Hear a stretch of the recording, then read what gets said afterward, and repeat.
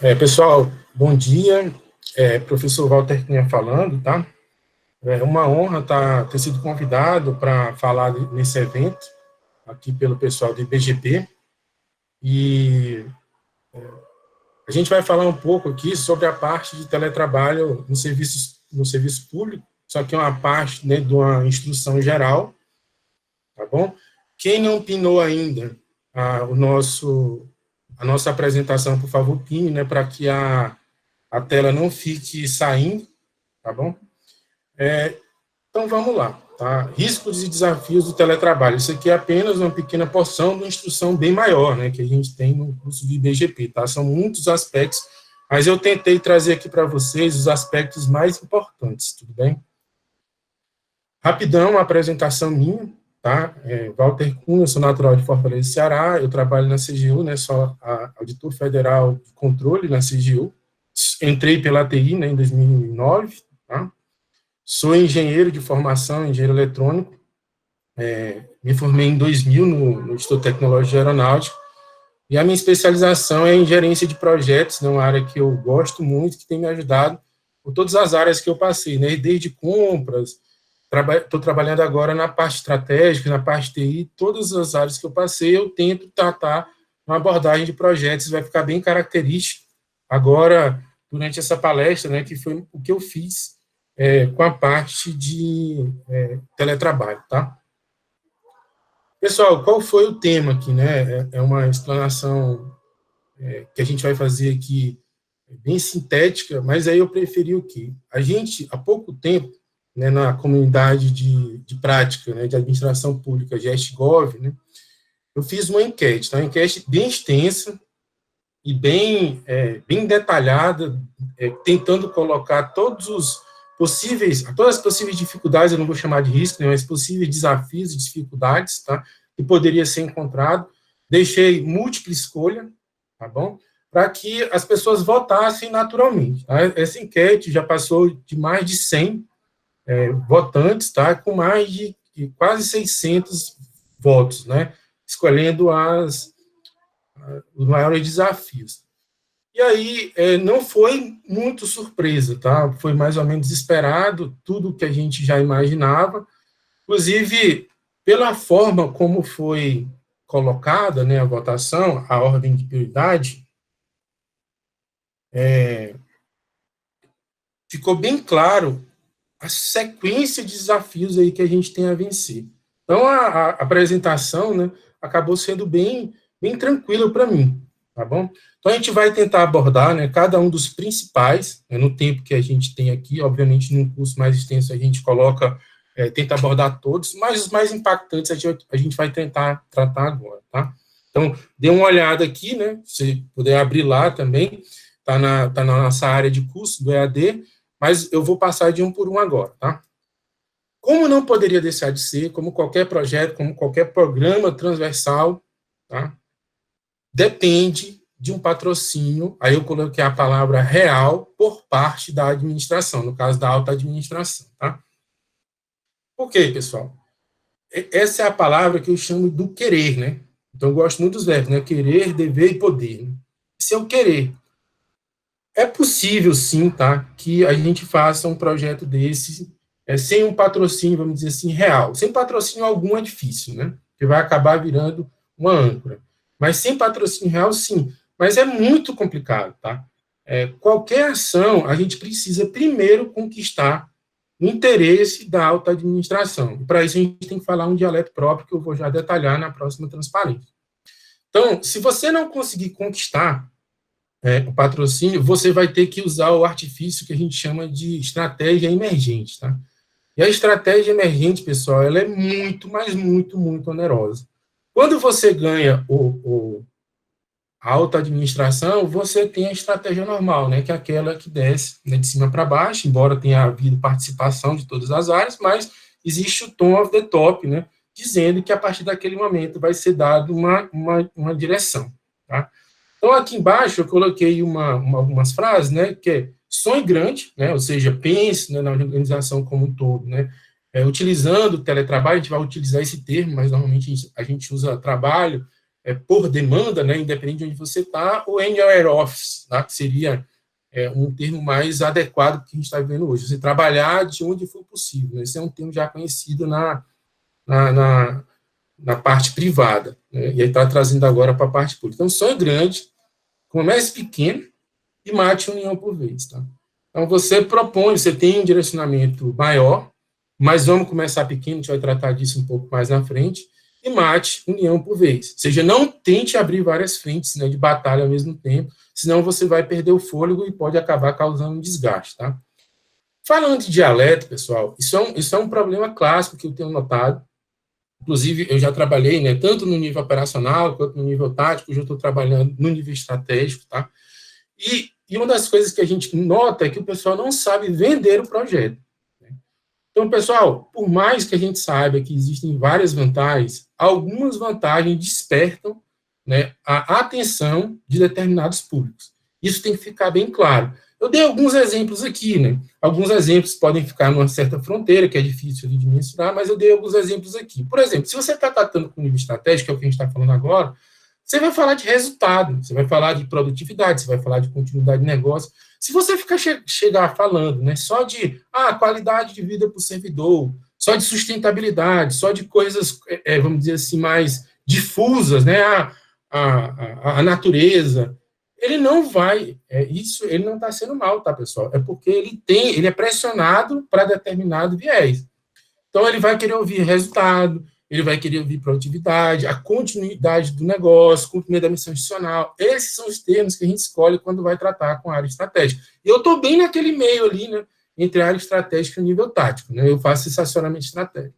Se eu estou no nível tático, ou seja, dos chefes, né, chefes ali de nível tático, tá no executivo ali, um DS3, DS4, a gente já está falando previsibilidade de entrega. Olha, você sabia que quando um teletrabalho, entrega definida, um prazo definido, você não vai correr o risco, ou correr o risco mínimo, né, daquela entrega ser atrasada. Retenção de talentos. Olha, quando você adota teletrabalho, né, você tem uma vantagem competitiva em relação a outros setores, a outros órgãos. As pessoas não querem mais tanto, né, ir só pelo salário, sair dali, elas têm uma situação mais cômoda. Nível operacional, que no caso seriam nossos colegas, né? Aí você vai falar, sim, né, de qualidade de vida, de flexibilidade, né, a vantagem em relação ao ponto, tá? E para a sociedade, né, aí você vai falar do valor público, né, sustentabilidade, que é uma questão que afeta, de fato, a sociedade.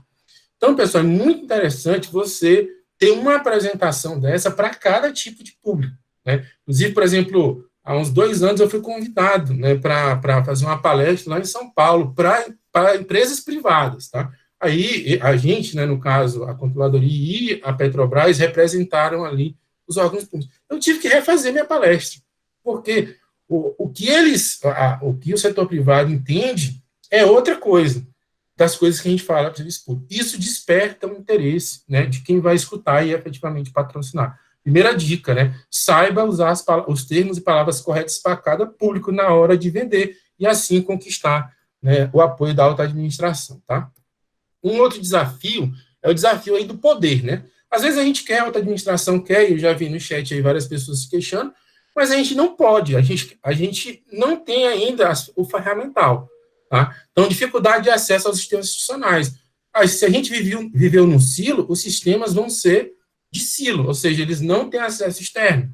Isso, em primeiro momento, pode até ser bom, né? Porque aí eu não teria tanto problema de segurança da informação, mas aí, quando eu preciso usar o teletrabalho, né, e não necessariamente a gente precisa imaginar, né, para atacar um certo risco, né, às vezes, quando a gente ataca um risco, né, uma medida de mitigação, a gente acaba tratando outros. Por exemplo, a gente estava tratando o risco, né, de o prédio não ser mais habitável por algum motivo. E agora, nessa época de pandemia, está servindo para nós. Então, eu não precisa adivinhar, né, que ia vir uma pandemia, mas eu podia ter imaginado, olha, no dia que eu não puder trabalhar no prédio, como é que eu vou fazer?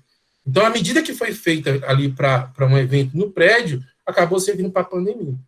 Então, quando as pessoas começam a trabalhar, mergulhar, né, na parte de teletrabalho, as pessoas vão trabalhar de fora, aí eu percebo, olha, trabalhar com VPN é muito oneroso do ponto de vista, né, de grana e do ponto de vista também, né, do suporte necessário, tá? Não é todo usuário que vai conseguir, de uma forma tranquila, usar a VPN, dependendo da situação que for colocada.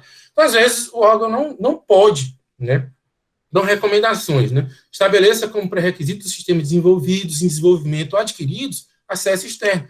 Para alguns órgãos, por exemplo, no meu, na hora de fazer o PDTI, isso é uma regra básica. Olha, esse sistema tem que ser acessível externamente. Agora é pré-requisito, tá? E aí você vai se preparando as coisas, você vai mapeando, né, que é o próximo item, as limitações, porque você está vivendo aquela realidade, e aí vai tirando aquelas limitações. Obviamente, né, quem não teve essa experiência está tentando fazer as coisas agora, né, com a bicicleta andando. Obviamente, isso tudo torna mais complicado e mais caro, tá? Então, no PDTI do órgão de vocês, né, o Plano Diretor de Tecnologia da Informação, tem que estar previsto, né, essa ida, né, para teletrabalho, porque só assim você vai garantir que os recursos, né, limitados da organização estão direcionados para essa diretiva, né? Obviamente, você teria que ter conquistado primeiro o apoio da administração, e aí cristaliza aquilo no PDTI e as áreas vão trabalhar para aquilo que se concretize, tá? Próximo desafio é o desafio do dever, né, pessoal? Beleza, conquistei a auto-administração, eu agora tenho meus sistemas, ou pelo menos parte, que nunca é ideal, tá? Mas eu preciso, pessoal, mostrar que eu estou entregando valor, que eu estou produzindo, né? Então, eu preciso definir metas e procedimentos claros. Quando a gente fala de metas e procedimentos, né, o pessoal já pensa logo num BPM pesado, tal. Isso é o ideal. Sim, pelo menos que eu conheço a administração pública, chegou nesse nível, né? As pessoas começam pequeno, tá? Então, não esperar mapear todos os processos. Pessoal, o processo, né? Mapeamento de processo é o santo grau da administração, tá? Todo mundo quer o mapeamento de processo derivado da cadeia de valor até chegar no nível de tarefa. Por quê? Porque dali decorre, né, você consegue fazer risco com mais tranquilidade, você consegue fazer a parte, né, de distribuição de força de trabalho, você consegue fazer a parte de metas e indicadores, mas, assim, não é a realidade, tá? A gente está perseguindo, alguns já começaram, outros não. O que a gente tem é que isso não começou. Então, você pode começar pequeno, como a gente já falou lá no começo, seguindo no sentido ascendente da hierarquia BPM ou PMBOK. Né? Ou seja, eu pego lá, cara, vamos começar por tarefas, né? Vou dar uma tarefa para o cara, ele vai passar 2 dias, vou avaliar. Ah, Walter, mas isso é microgerenciamento. Pessoal, a gente não tem maturidade, a partir do princípio que você está iniciando nessa diretiva, para poder trabalhar algo maior. Mas aí você ganha maturidade na tarefa e sobe um nível, sobe outro nível, daqui a pouco você está no nível de projeto, daqui a pouco você está no nível de atividade continuada, que seria um processo, um subprocesso, um processo maior, e assim por diante. Começa pequeno, né? E eu te digo uma coisa, né? Vai acabar que vai acontecer o contrário. Em vez de o processo fomentar o teletrabalho vai fomentar o processo. É assim que tem acontecido. Perseguir esse ideal, né, do mapeamento de processo completo, você vai apenas estancar, tá? Preservar o alinhamento estratégico, né? Isso foi uma questão que aconteceu, a gente estava entregando vários produtos e um determinado dirigente chegou e falou, olha, mas está servindo para quê? Então, eu tenho que demonstrar, né, que aquele mar de homens-horas que está sendo feito em teletrabalho, ele está perseguindo o alinhamento, ou seja, os objetivos mais prioritários, obviamente, tem que ter mais homens-hora. Né? Isso está acontecendo? Obviamente que eu preciso estar tabulando esses resultados, beleza? Experimentar metodologias ágeis bastante aderentes ao teletrabalho. Eu já fiz os cursos, né, de Scrum, pelo menos os iniciais, né, da parte de sprints, né, até para atuar como PO, isso é muito aderente ao teletrabalho, tá? Então, as equipes de TI, né, já estavam voando isso daí. Eu defino ali, né, o meu scope, o meu backlog, e aí distribuo para o pessoal se comunica basicamente pela ferramenta, tá? Obviamente tem reuniões que podem ser feitas por videoconferência, né, as reuniões do começo do dia, e é um modelo que, aplicado às outras áreas, já está se falando até de modelo de negócios ágeis, né, tirando esse predomínio da TI, e a parte, né, que se você tiver dificuldade, vai estudar os métodos ágeis, que você vai perceber que não precisa dessa carga toda, né, burocrática, vamos colocar assim, para poder trabalhar, tá? Você consegue fazer uma equipe ágil ali, né, de umas 8 pessoas, e conseguir trabalhar, não só para TI, mas todas as áreas, né, da organização. Próximo passo aí, gestão, tá, pessoal? Ou seja, qual é o próximo desafio? pessoal, como é que está a produtividade das equipes, né? Ou seja, elas estão produzindo mais, estão produzindo menos, como é que acontece? Então, isso exige, pessoal, uma perícia técnica e emocional do gestor para equilibrar a pressão por resultados e bem-estar da equipe. Então, de um lado, eu tenho a pressão por resultado, que vem de cima, né, da alta administração, do outro, eu tenho a pressão por bem-estar, né, vindo principalmente das áreas de RH, os nossos colegas, né, que trabalham na parte operacional. Pessoal, e quando eu falo operacional, né, não estou dizendo que é melhor, pior, não, a gente tem essa noção, né, de que um é melhor. Não, existem pessoas operacionais que ganham muito bem, obrigado, né? Elas só estão com um pouco menos ou quase nada da carga de gestão, tá? E nessa época de coronavírus, né, o componente emocional, ele sobe demais, né? Normalmente, os programas de teletrabalho, eles são voluntários, né? A gente não foi voluntário, né? Só para deixar claro, não foi a alta administração que nos colocou, como eu escuto, mais ou menos, né? Foi o coronavírus, né? O coronavírus não leu direito administrativo, né? Não estudou o direito administrativo, tá? Então, ele colocou todo mundo aí, né? A maioria que podia, em teletrabalho, tá? Então, precisa, óbvio, de um componente emocional muito grande, uma empatia muito grande por parte do gestor. Agora, cuidado, né? Cuidado tá, tudo bem, eu não vou fazer 120%, não vou fazer 100%, mas vamos ficar numa zona ali, né, dependendo do dia, entre 50% e 100%. Agora, usar isso como bandeira, por exemplo, para colocar o zero, eu acho muito perigoso numa época dessa, tá? Então, a gente precisa desse componente emocional, né, mas sempre com foco no resultado. Desequilíbrios, né, nessa relação entre o gestor, né, e a parte, né, operacional pode gerar disfunções, como a ociosidade, a paralisia por dúvida. Se o chefe não sabia o que fazer no presencial, ele não vai saber o que fazer na hora de distribuir isso para a parte operacional. Se o servidor não sabe fazer no trabalho, ele também não vai fazer lá, né? O teletrabalho não é uma bala de prata que vai resolver tudo. Não vai resolver mapeamento de processo que não existia, não vai resolver repositório de informações que não existia, não vai resolver um estresse que já existia entre o gestor e o servidor, tá? Então, a gente tem, né, que ter solidariedade desse lado para tentar resolver, mas não pode jogar isso na conta do teletrabalhador. E excessos, né, devem ser coibidos, devem ser monitorados, principalmente nas áreas supervisoras, né? O RH está junto, tá? A parte estratégica também está junto para poder tentar pensar esse tipo, né, de distorção, tá bom? Parte da cultura, né, era segurança, mas eu trouxe para a cultura porque sem cultura a gente não tem segurança, né? A gente é um povo, né, brasileiro muito aberto. Então a cultura não faz muito parte do nosso dia a dia. E em teletrabalho, pessoal, o nível de alerta tem que aumentar, tá? Então isso demanda constante treinamento e monitoramento, tá?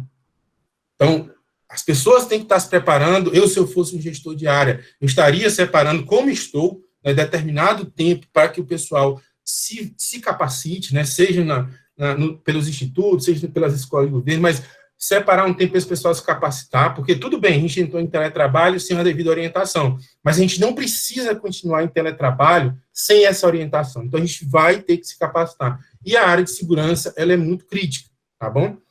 Soluções virtuais e físicas que mesclam usabilidade e efetividade. Então, não adianta, né, por exemplo, a TI, dizer, olha, você vai fazer um procedimento de segurança que praticamente inviabiliza, né, o operacional. Ele é tão complicado, que ninguém consegue operacionalizar, ou fica chato demais, pessoal.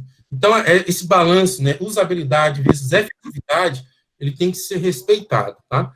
Juntamente com o treinamento. Gestão de riscos é fundamental para evitar decisões obtusas. Por quê, pessoal?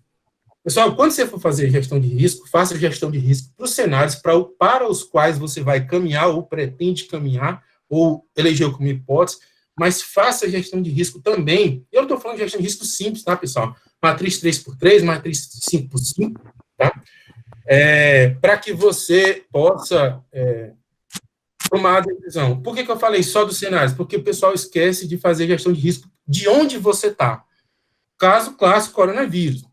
Fizemos toda a gestão de risco, né? Usamos ela às vezes, como ferramenta para que a gente paralisasse, e não fizemos o cenário de ficar parado, que é não se preparar para trabalhar fora do prédio. Isso se reverteu contra nós.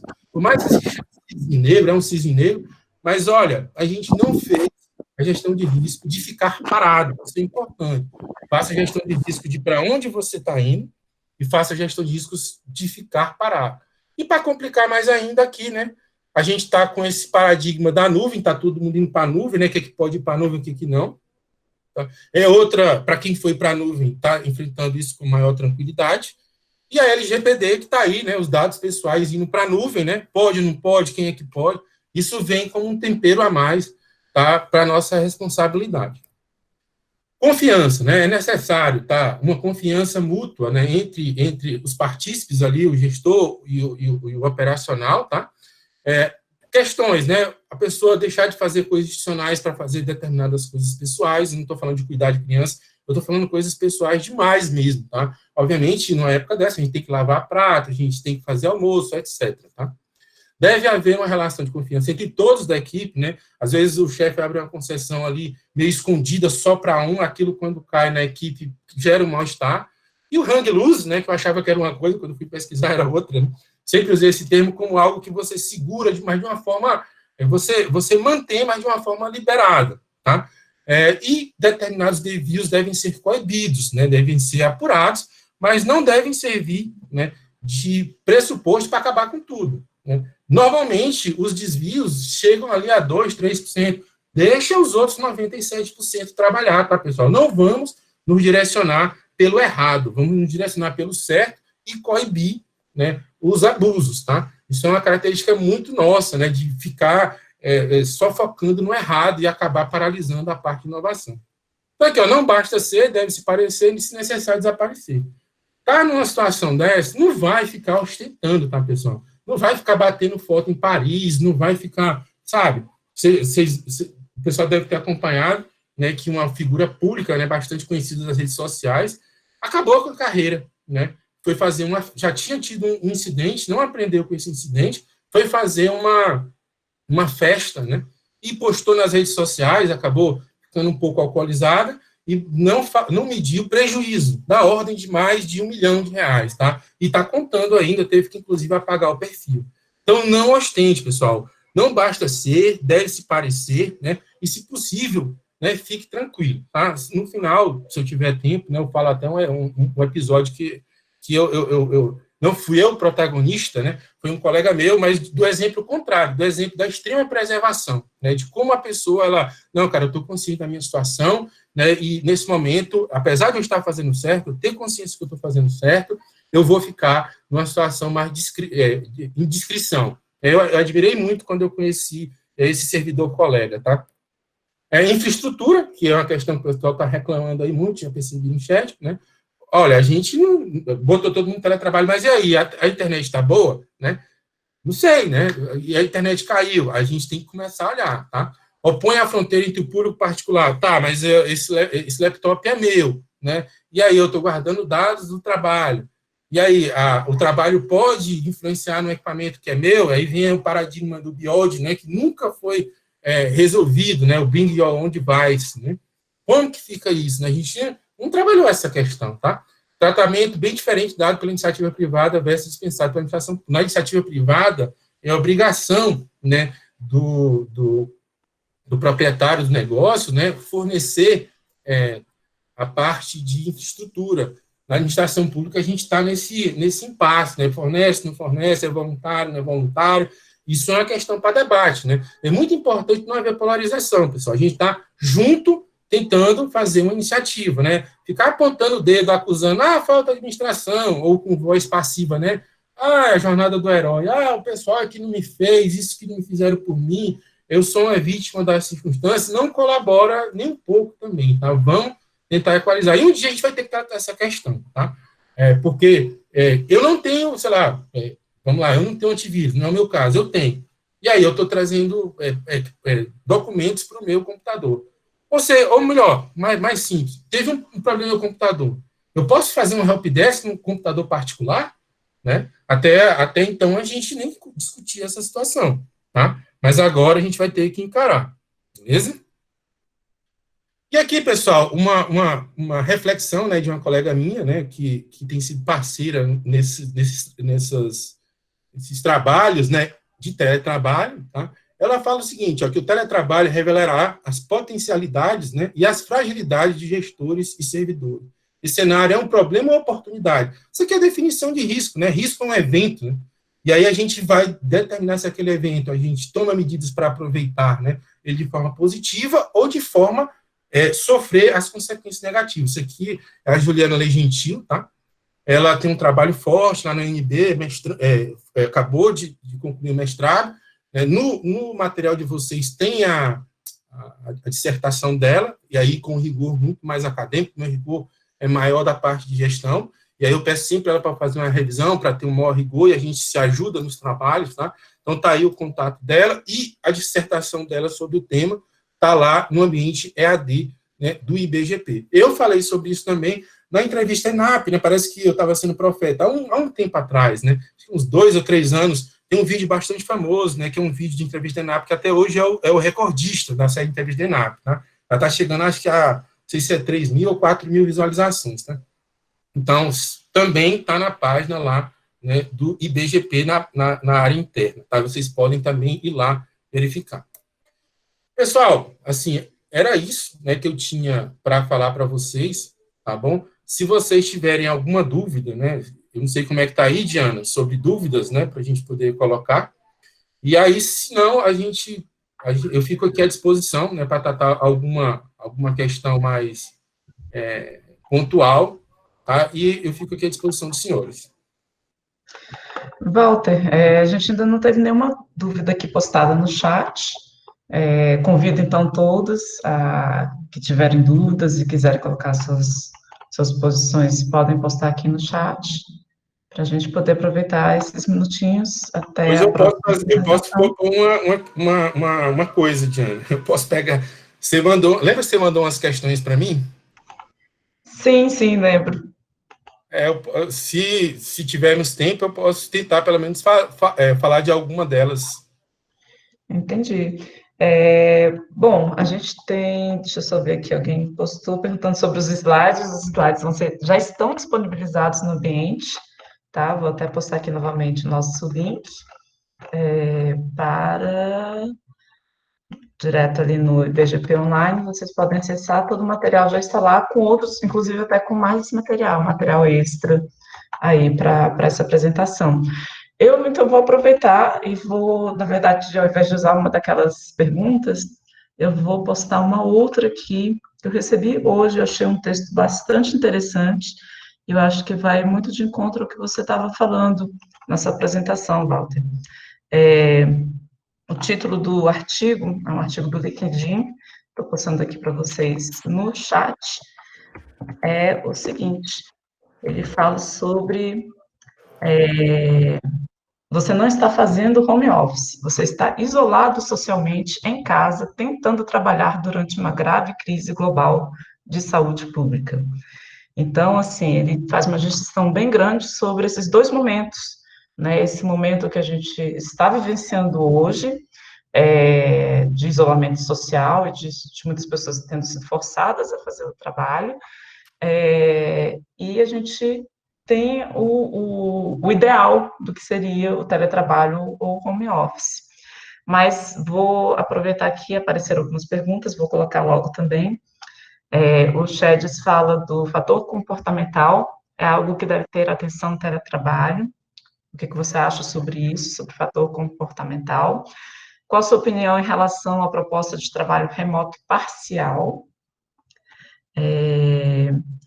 E a Jaqueline pergunta, essa foi a Cláudia, tá? E a Jaqueline pergunta como você tem gerenciado sua equipe. Você realiza reuniões diárias, de manhã, no final do dia? A equipe trabalha por projeto, por tarefas? Tá? Eu vou postar aqui as perguntas para facilitar o nosso acompanhamento. Então, eu vou tirar aqui vou interromper aqui meu compartilhamento, tá?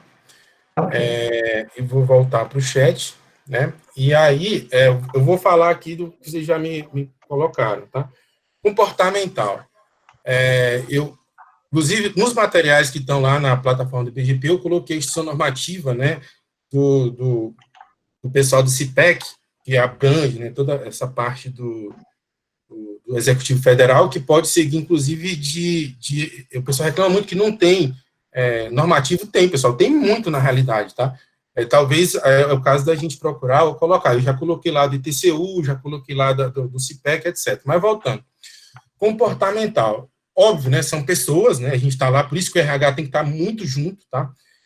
Eu só tenho restrição a esse comportamental ser utilizado como foi utilizado na IN 01, tá? Que é o seguinte, o que está lá é como se a pessoa tivesse que ter um perfil, né, para poder entrar em teletrabalho. Eu não concordo, assim, eu concordo com isso em parte. Se esse perfil é do seguinte sentido, né, perfil se a pessoa é produtiva ou se ela se encaixa, vamos testar, né, vamos testar pequeno, como eu falei na apresentação, mas não vamos pressupor, tá? A minha ideia não pressupõe, você tem o perfil, vai, você não tem o perfil, não vai. Testa, né? Porque senão isso aí pode ter um viés, né? Eu já ouvi isso também em algumas palestras, a pessoa que é mais extrovertida acaba indo, e a pessoa mais introvertida acaba ficando, né? E o viés não tem que ser esse, o viés é, se a pessoa é produtiva em teletrabalho, né? Se consegue se arranjar em teletrabalho ou não. E não a disputa de quem fala mais, ou quem é mais extrovertido, ou quem briga mais, tá? Então, eu tenho que levar em consideração, mas testa a pessoa, vê se ela quer, se ela quiser, testa, tá? Mas sim, o comportamento é fundamental. A parte do parcial, quando a gente fala, né, em resultado, e aí também a instrução traz isso, você tem várias modalidades, né? Você tem a modalidade contínua, né, que é essa conhecida, que o cara passa alguns anos ou meses, né, direto, tá?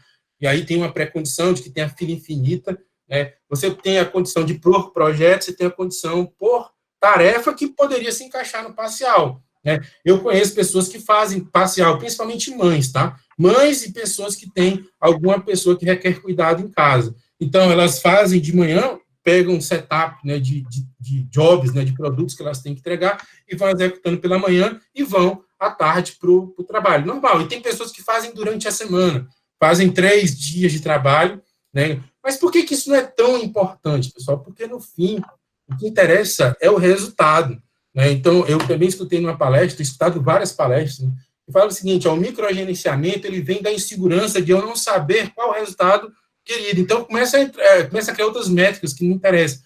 Se a luzinha do chat está ok, né? Se o cara está na câmera, isso não interessa. O que interessa é o que o cara está entregando. Se o que ele está entregando for compatível, né, com a carga horária, tá bom. Basta, óbvio, que ele combine com o chefe a regra do jogo, tá? Isso aí é fundamental, beleza? Como é que eu estou gerenciando a minha equipe? Né? No meu caso, a minha equipe, ela é pequena, né? Mas a gente é uma diretoria, tá? Eu praticamente falo com os chefes, e as minhas reuniões são semanais, tá? Por quê? Porque a gente já tem um plano de trabalho. Então, eu faço tipo ágil agora, né? Eu pego lá, faço uma reunião de começo de backlog, falo, né, para os chefes, né, nível tático, dizer o que eu espero dele nessa semana ou na próxima quinzena, né, e eles depois retransmitem isso para as equipes, e aí a gente vai medindo por marcos. Mais uma vez, focado em resultado, tá? E aí, cara, eu não vou ficar controlando o que o cara está fazendo a qualquer instante, a qualquer segundo, desde que ele entregue o que está. Agora, o contrário também é verdade. Se ele não entrega, começa a ter um problema ali recorrente, aí eu vou investigar a fundo. Mas eu não vou fazer isso de forma total, né? Partindo do princípio que está todo mundo tendo problema. Eu vou no problema. Então, os chefes, né, por causa do apagão das canisas, fazem o contrário. Eu não quero falar com um servidor pontual. Aí ele acaba distribuindo aí problema para todo mundo, né? Inclusive para quem está trabalhando bem. Eu não concordo com esse tipo de problema, não. Tá? Então, a minha reunião é semanal. Tem mais um aqui, como foi a preparação de gestores das equipes e a implementação do teletrabalho. Pessoal, o teletrabalho, de onde eu trabalho, que no caso é a controladoria, como eu falei, ele já vem sendo executado, né, desde 2015. Né? Então, por questões, né, tanto de qualidade de vida, como depois por conta de alguns problemas de estrutura predial, tá? Então, a gente já vem executando isso já.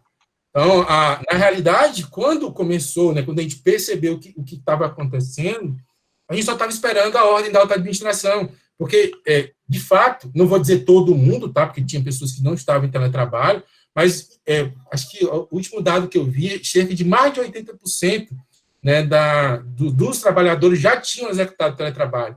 Então, para eles, assim, foi Bem simples, eu estou falando de fazer o teletrabalho, tá? Eu não estou falando, né, de toda a carga emocional que vem por conta da pandemia. Isso aí é outra história. Agora, o operacional do teletrabalho, ou seja, ter algum tipo de estrutura, saber os procedimentos, como é que funciona, isso já tinha sido treinado ao longo dos anos. Eu estou falando com relação, obviamente, à minha equipe. Pra vocês terem ideia, pessoal, durante os mapeamentos, né, de limitações, a gente percebeu o seguinte, tá todo mundo trabalhando em teletrabalho. Mas se acontecer alguma coisa no prédio, aí a gente vai perder a comunicação, né, e a gente não vai poder se comunicar, o teletrabalho vai para o beleléu. Então, hoje, se vocês notaram, já saiu até em a gente está transferindo o nosso CPD de dentro do prédio para o SERPRO, para a nuvem do SERPRO, para que a gente fez uma gestão de risco, percebeu que aquilo era um risco ao trabalho remoto.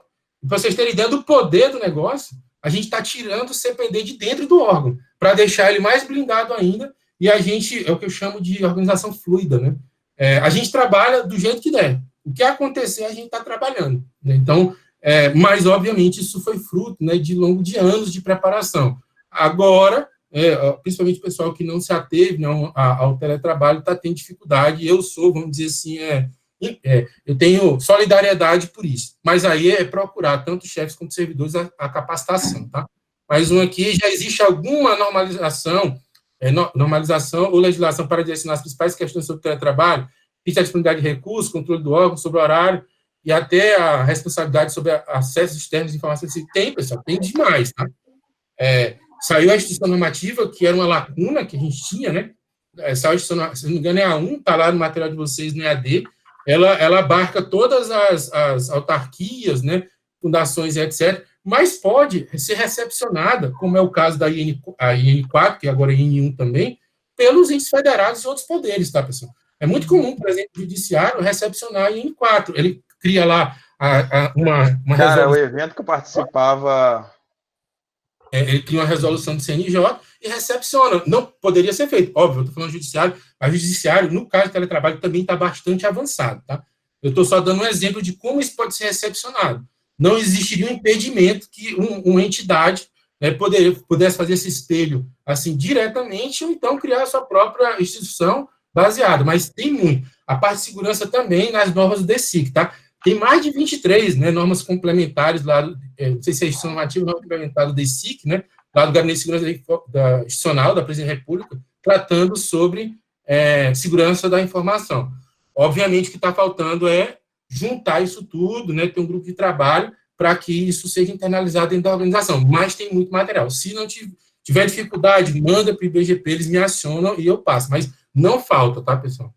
O servidor tem que se comprometer com padronizações, pois gerenciar a questão de segurança e risco tem custos monetários e de hora de trabalho da equipe especializada elevado. Só tentar entender, o servidor tem que se comprometer com essas padronizações, pois gerenciar questões de segurança tem um custo monetário. Tá, eu entendi a pergunta, mas eu vou inverter a pergunta, tá? Quem perguntou, né, o Frederico, tá? Eu não estava falando o nome do pessoal, desculpa, tá? O Frederico perguntou isso. Frederico, lembra quando eu falei de risco, né? Você tem que comparar, né, para onde eu estou indo com onde eu estou agora. Aí, para onde eu estou indo, você levantou as questões de custo, né? Qual é o custo de eu ficar sem questão de segurança e risco? Entendeu? Essa que tem que ser não, se eu for para questão de segurança e risco, eu tenho um custo monetário. E qual é o custo monetário de eu ficar parado? Vou dar um exemplo clássico. Quando teve a parada lá vocês lembram dos caminhoneiros, etc., né? Que foi o primeiro alerta grande da CGU, foi aí que o teletrabalho entrou para a parte de contingência, de plano de contingência. Os ministérios pararam, os ministérios da Esplanada pararam, praticamente pararam, eles não conseguiam entrar na sede. Por quê? Todo mundo parou tudo, não foi? A CGU continuou trabalhando. Agora, contabiliza, né, quanto que custa uma parada do ministério. Vamos pegar um troglodita aí, né, um elefante que a gente tem hoje na administração, tá? Que é o caso, por exemplo, do Ministério da Economia. Quanto custa isso? Entendeu? Então, sempre faz esse balanço de risco, né? O balanço de ir versus o balanço de ficar. Não existe resposta certa, mas o que está errado é você medir apenas um cenário. Tem que medir todos os cenários possíveis de ida, mais o cenário de ficar.